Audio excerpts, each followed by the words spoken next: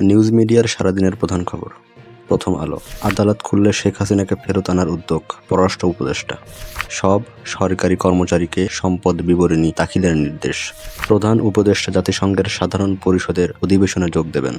প্রবাসী রেমিটেন্স যোদ্ধারা যখন বিমানবন্দরে আসবেন তাদের সাথে স্যার বলে সম্বোধন করতে। লিটন মিরাজের জুটিতে নতুন বিশ্ব রেকর্ড। অবৈধ অস্ত্র উদ্ধারে যৌথ অভিযানে ৪ সেপ্টেম্বর থেকে। রোবট নিয়ে বন্যার্তদের পাশে একদল তরুণ। ৪ দফা দাবিতে সারা দেশে সব চিকিৎসা কেন্দ্রে কমপ্লিট শাটডাউন ঘোষণা। বিগ ব্যাশে রিপোর্টিংয়ে দলের ইশাদ। ১ সপ্তাহে ব্যাংক থেকে সর্বোচ্চ ৫ লক্ষ টাকা তোলা যাবে। নয়া দিগন্ত। চিকিৎসকদের শাটডাউন স্থগিত।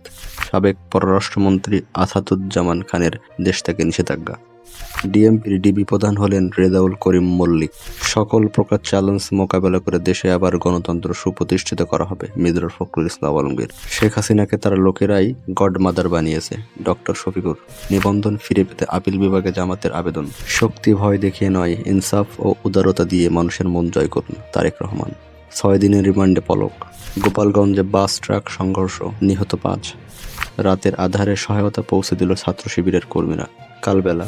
মাসুদ বিন মোমেনকে চুক্তিভিত্তিক নিয়োগ থেকে বাতিল। সিঙ্গাপুরে যাচ্ছেন মির্জা ফখরুল। আগস্টে রেমিটেন্স এলো ২৬,৬৪০ কোটি টাকা। ঢামেকে বিজিবি মোতায়েন। মিডফোর্স চিকিৎসা সেবা শুরু। দুর্গাপূজায় হিন্দু সম্প্রদায়ের পূর্ণ সহযোগিতা পাবে। জাতিসংঘের সাধারণ অধিবেশনে যোগ দিবেন ডক্টর ইউনূস। ভারতের সঙ্গে হওয়া সমঝোতা পুনর্বিবেচনা করা হবে সরকার। সুরক্ষা নিশ্চিতে চিকিৎসকদের ৪ দাবি।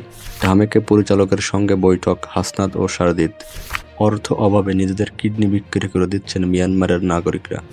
ভারতে পালাতে চুক্তি, ১১ বাংলাদেশিকে সুন্দরবনে রেখে পালালো দালাল। ত্রাণে রোহিঙ্গাদের অনুদানে আহমদুল্লাহর আবেগঘন স্ট্যাটাস। ডিএমপির নতুন ডিবি হলেন রেজাউল করিম মল্লিক।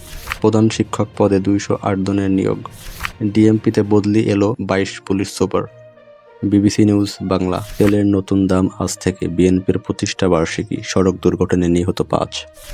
জাগ দল থেকে যেভাবে বিএনপি গড়ে তুলেছিল জিয়াউর রহমান। ইত্তেফাক। সংক্ষিপ্ত সফরে নিউ ইয়র্কে যাবেন ডক্টর ইউনূস। জোড়া উইকেট হারিয়ে তৃতীয় দিন শেষ করল পাকিস্তান। ডাক্তারদের দাবি যৌক্তিক, দ্রুত সমাধানের চেষ্টা হাসনাত। বন্যার্তদের পাশে রোহিঙ্গা শরণার্থী সংগ্রহ করল ১১ লক্ষ টাকা। লিটনের অনবদ্য সেঞ্চুরিতে ২৬২ রানে থামল বাংলাদেশ। গণতন্ত্র প্রতিষ্ঠা সব চ্যালেঞ্জ মোকাবেলা করবে বিএনপি, মির্জা ফখরুল। জনগণ সরকারকে সহায়তা করতে প্রস্তুত, তারেক রহমান। ভারত চাইলে শেখ হাসিনাকে ফেরাতে পারে, পররাষ্ট্র উপদেষ্টা। নরসিংদীতে মৎস্যজীবী লীগের নেতাকে কুপিয়ে হত্যা। স্বচ্ছ ভারতের চেয়ে নিরাপদ ভারত বেশি দরকার, মোদীকে শ্রবশ্রী। ভ্যানে লাশের স্তূপ, পুলিশ বাহিনীকে সংস্কার করা হবে, উপদেষ্টা রিজওয়ানা।